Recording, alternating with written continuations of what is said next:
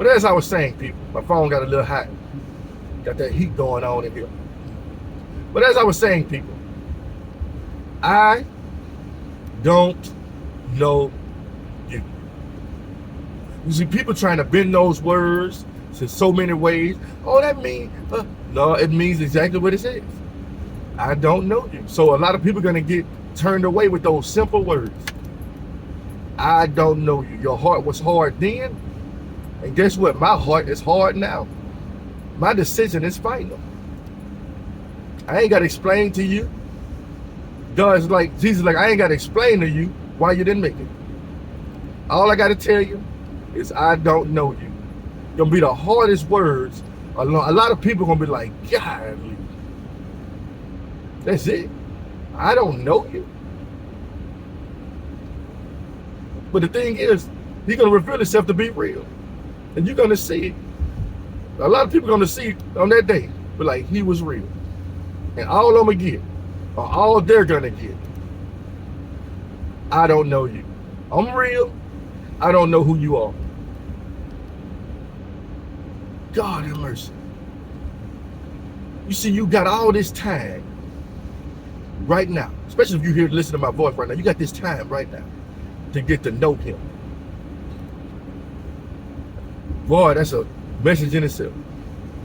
So you're spending your life here to get to know him. So when it comes time for you to go, you already know it, and you know where you're going. Because you know him. All the people that didn't know him, he don't know them. So I will be found of those that seek me. So what happened to everybody who don't seek him? I don't know you. Stay hard. Stay hard. You see, why people walk this earth, God has sent so many messages, so many people our way. I know this for a fact. Before I gave my life to Christ, there was so many people coming to me in regards to Christ. I remember when I remember one of my brother-in-law, he found Christ before me. And I remember him, I'm like, look at this dude wearing Jesus shirts all the time. You know, all he do is listen to gospel music. Look at him. Look at him. He's listening to gospel music. Yeah, I'll hold it in now. And then when I turned over, I was like, oh, I understand. I understand. But I didn't understand when I wasn't one of God's. I thought he was a fool. Then I realized he wasn't. He was actually smart. And I realized I'm becoming like him. I'm becoming Christ-like too. And I'm starting to like the things that he liked. And such. Does it make sense? Does it make sense to you now? You know what I'm saying? And the thing is, there are many people I know right now that began in Christ, started the process, and fell away. Now, am I saying they can't fall back? But it's up to them. It's not really too much I can tell the ones that fell away, because they already know. It's up to them to find their path again. You know, if you already gave your life to Christ, you already know Christ. So if you fall away, you chose to fall away. No need to teach them. They know what they need to be doing. But the thing is, God is still working on trying to gain them back. But the thing is, if they ain't meant to come back, they won't. Do you understand what I'm saying? It's a scary game. It's not a game, it's a scary reality. It's a scary reality. You know, the reason I try to stay in it, because I've been the backwards and forward person so many times. I'm trying to stay in it. I try to encourage other people to stay in it. I make these videos on a daily basis so to get other people to understand that this is a daily thing. Not to be seen, not to be heard, but to let you realize that following after Christ is a daily matter. That's why I do it so much. And the thing is, even if I don't make the video, I still do it. This is just encouragement. That's all this is. Hey, I can do it. You can too. However God calls you to do it. Because he called everybody differently. Everybody ain't got the same mission. I believe this is part of my mission. Because it's like days I wake up, I be like, man, I'm just not finna do anything today. I'm not finna record a video. And the Lord was like, record a video. I'm like, okay, I got you. You know what I'm saying? Like, when is enough enough? When you accept it. You know when enough is enough? When he finally says, job well done. When he decides to put you to sleep from your works. Enough. You finished. You ain't finished until you leave this place. You ain't finished walking worthily until you leave this place. You just don't wake up tomorrow and be like, I got it right, and continue to live 20 years more without serving the Lord, talking to Him, communicating with Him, or nothing like that. How in the world did you develop? That's not a personal relationship. If you got a personal relationship with somebody, you stay in contact with them, right? That's what I thought. That's what I thought a personal relationship was. When you commune with them, when you talk to them. Hey, how you doing? Hey, that's a personal relationship. So think about in regards to your life. How many people you got personal relationships more than you got with God? Hopefully, if you're a Christian, your answer should be none. If you're a believer, your relationship with God should be stronger than anybody else's. A lot of y'all are calling on people more than you calling on God. Now, some people got to call on people because that's their job. To call people, to check up on them, and do those things. That's their job description. That's what God called them to do. To minister to people like that. And the thing is, everybody's not going to be live on TV. Everybody's not going to be like T.D. Jakes, Joel Osteen, Stephen Furtick, Joyce Myers, Joseph Prince, Creflo Dollar. The list goes on. A lot of people ain't going to reach that level. You do know that, right? I'm just giving you a heads up. Everybody's not going to be on the main screen. Some people got paths that you'll never see. You know why? You know why, right? Because that's how it's supposed to be for them. You understand? I always tell the story of the poor wise man that saved the whole city and was forgotten. But he wasn't forgotten by God.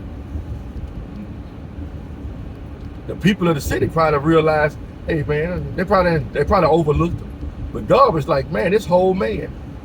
Now think about this now. What if that poor wise man was Jonah, who delivered a whole city by his righteousness?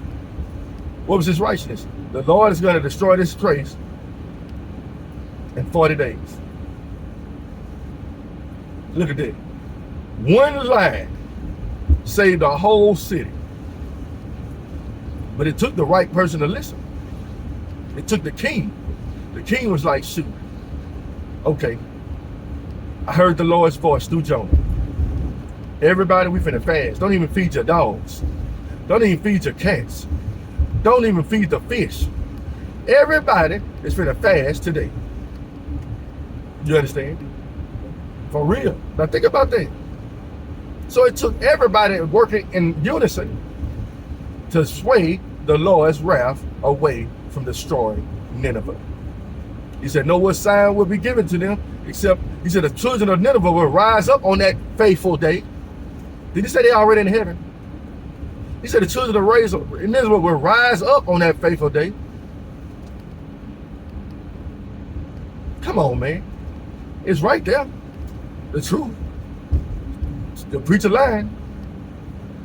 I ain't tell you go up there and call him a liar. Ask him questions.